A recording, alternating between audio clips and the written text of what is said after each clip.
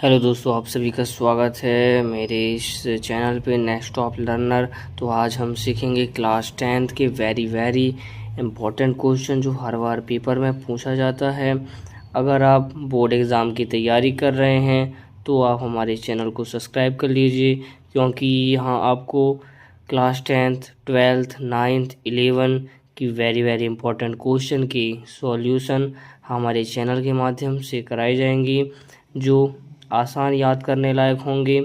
यहाँ सभी विषयों की तैयारी कराई जाती है जो आपको बहुत मददगार साबित होगी एग्ज़ाम में।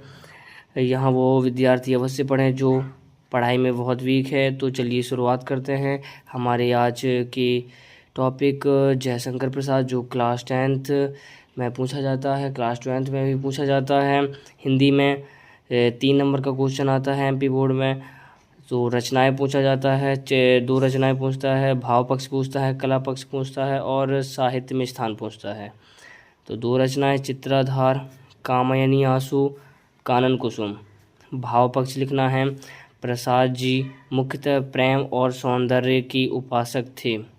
छायावादी कवि होने के नाते उन्होंने विश्व की हर वस्तु में सौंदर्य देखा। इनकी कविताओं में अनुभूति की गहराई परिलक्षित होती है। इन्होंने अपनी कविता में कल्पना की उड़ान भी भरी है। प्रसाद जी ने छायावादी कवियों की तरह नारी को पर्याप्त सम्मान दिया है। तो आप इतना भाव पक्ष लिख लेना है। इसके बाद कला पक्ष प्रसाद जी की भाषा व्याकरण सम्मत परिष्करण खड़ी बोली है। इनके काव्य में अलंकारों का प्रचुर मात्रा में उपयोग किया गया है।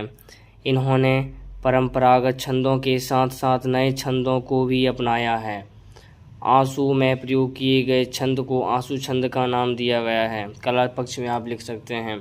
साहित्य में स्थान सभी का एक फॉर्मेट बता देता हूँ जिसमें मतलब सभी रचनाकारों के साहित्य में स्थान जो है वो छायावाद के जनक जयशंकर प्रसाद का स्थान हिंदी साहित्य के रचनाकारों में सर्वोपरि माना जाता है। अगर माना कि महादेवी वर्मा जी का पूछ दिया तो महादेवी वर्मा जी का हिंदी साहित्य में महत्वपूर्ण स्थान प्राप्त है, सर्वोपरि स्थान है, ऐसा आप लिख सकते हैं। अगर आपको वीडियो पसंद आया हो तो चैनल को सब्सक्राइब कीजिए, लाइक कीजिए और शेयर कीजिए। धन्यवाद। जय हिंद, जय भारत।